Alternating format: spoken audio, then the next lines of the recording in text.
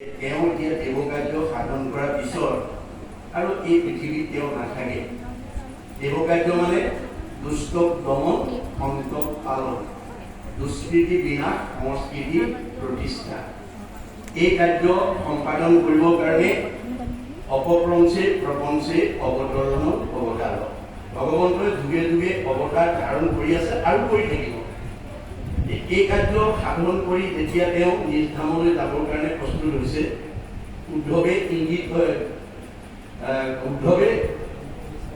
ইংগিততে গম পাইছে যে তেওঁ আৰু ইয়াত নাথাকে। তেতিয়া তেওঁ আক্ৰস্ত হৈ কৈছে, প্ৰভু মই বুজি পাইছো তুমি আৰু ইয়াত নাথাকা। তোমাৰ লগত মোৰ 5 বছৰ কালৰে পৰা বান্ধৱতা গঢ়ি উঠিছে আৰু আজিৰ প্ৰতি মই তোমাৰ লগত নিবিড় সম্পৰ্ক কৰি চলিছো। কিন্তু এতিয়া তুমি অকলে গ'লে নহ'ব, মোকো লগত লৈ যাব লাগিব। এতিয়া ভক্তৰ আহ্বান শুনি ভগৱানে কৈছে, সখা তুমি ঠিকেই কৈছা, পিছে তোমাক যদি মোৰ লগত লৈ গুচি যাওঁ, তেতিয়াহ'লে মই যি লক্ষ্য আৰু উদ্দেশ্যৰে এই ধৰাধামলৈ আহিছিলো, সেই লক্ষ্য আৰু উদ্দেশ্য মোৰ ভ্ৰষ্ট হৈ যাব।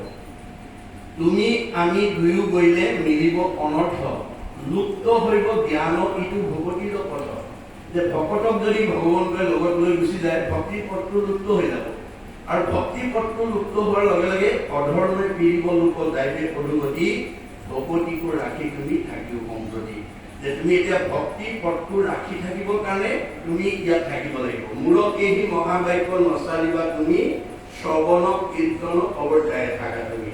তুমি শ্ৰৱণ কীৰ্তন ধৰ্মটো যাতে প্ৰৱৰ্তন। এতিয়া আজি আমাৰ এই অঞ্চলৰ নামঘৰৰ সমিতিয়ে পূৰ্বৰ কাম, উদ্ধৱৰ কাম কৰিছে, ভকতৰ কাম কৰিছে, ভক্তিপথ প্ৰৱৰ্তন কৰিছে। এইটো আমাৰ আধ্যাত্মিকভাৱে তেখেতসকলে উদ্ধৱৰ কামেই কৰি আছে। গতিকে তুমি এতিয়া ভক্তি পথটো প্ৰচাৰ কৰি থাকা আৰু তোমাৰ কাৰণে প্ৰয়োজনীয় সকলো ব্যৱস্থা মই কৰি থৈ আহিছোঁ।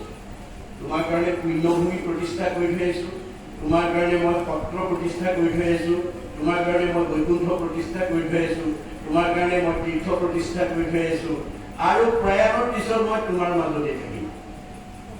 নিশ্চয় কৰি পঢ়ো শুনা সাৱধানে তুমি, ভকত যি স্থানে থাকে সেই পুণ্য ভূমি।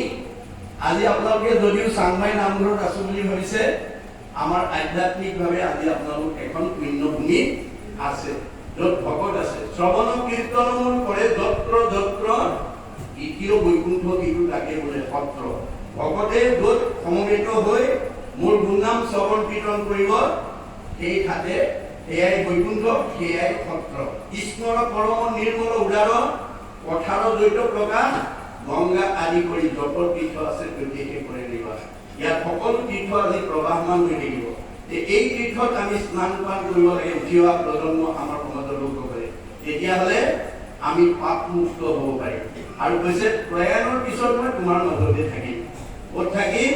তিৰুদ্ধায় প্ৰবিষ্টয়ং শ্ৰীমদ ভাগৱতে নয়গম, এই নয় বাংময় মূৰ্তি প্ৰত্যক্ষ বৰ্তনে হলৈ, শ্ৰৱণাৎ সেৱনাৎ দৰ্শনাৎ পাঠাৎ পাপনাশী।